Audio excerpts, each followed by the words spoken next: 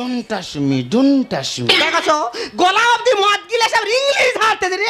এই এই কালো মুরগি সাদা ডিম পারতে পারে, কিন্তু সাদা মুরগি কখনো কালো ডিম পারতে পারে?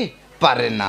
ঠিক তেমন বাঙালিরা বাংলাকে ইংরাজি বলতে পারে, কিন্তু ইংরেজরা মদকে কখনো বাংলা ভাষা বলতে পারে না। দেখছো এ মহাবেদ্য জাতে মাতাল হলে কি হবে? তাহলে ঠিক আছে। আমরা বাঙালি, আমাদের ঘাড়ে লেগে গেলে আমরা ডাক্তারের কাছে যাই না, বালিশ রোদে দিলে ঘাড়ে লাগা ঠিক হয়ে যাবে। তাই নাকি? এই যে বাঙালির পেটের বাঙালি, খুতো বাঙালি নিয়ে গর্ব করছো। আচ্ছা বলো তো দেখি, নিউটন মশালের আলোয় পড়াশোনা করেছে, বিদ্যাসাগর রাস্তায় গ্যাসের আলোয় পড়াশোনা করেছে, তা তুমি কোন আলোয় পড়েছে শুনি? হে এই আমি কোন আলোয় পড়েছি তো জানার দরকার নেই, তুই আগে বল ওরা যে রাস্তার আলোয় পড়েছে, কে মশালের আলোয় পড়েছে, ওরা দিনের আলোতে কি করেছে? আর ওরা রাতের বেলা পুরুষ মানুষ পটুক, তুই মেলো কেন যেটিস বল?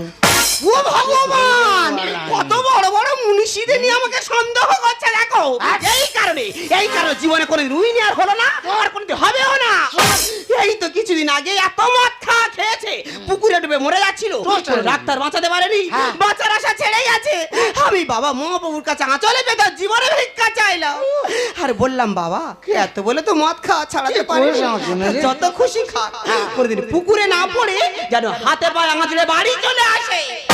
বিনিময়ে প্রতি বছর মৎস্যের সময় যত মুড়ি লাগবে এই অধম বিল্লি করবে। হ্যাঁ এই আমার একটা সম্মান আসে, মদ খেলে আবার মান সাম। এই মানুষ শুধু মুড়ি খাবে? তা কি দিয়ে খাবি? মুড়ির সঙ্গে বারাসা থাকবে। ভাষা পরিষ্কার করো, ওটা বাতাসা। উই থাকবে। শোনো, আজ সন্ধ্যা 7টার সময় বিখ্যাত ক্যাসেট শিল্পী তপন গোস্বামী আমাদের হরিবাসরের নাম গাইতে আসছে, ওই সময় মুড়ি বিল্লি করতে হবে। হ্যাঁ তাহলে কোথায় যাবো? এখন যাবো ওই তপন গোস্বামীর হরিনামে শুনতে। জয় রাধে, জয় রাধে শ্যাম। কি ব্যাপার রে, তুই এলি সে খুলিওয়ালা কই রে? তোর বাবা তার সেলাইন চলতেছে। যাচ্ছি বড় হাম বড় যাচ্ছি। এই যাচ্ছি মানে? নিরামিষে গায়ে ফিসকির মারতে ওই দিল কিনি তোমার। আর তোমার কাছে হাত তোমার পড়ে গেছে জানো? আমার কাছে হাত বসে গেছে।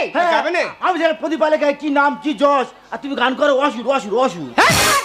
এই তপন কুমার গোস্বামীর উপরে সেই প্রদীপ পাল কোথা তপন আর কোথায় এরা সেটা বেশ।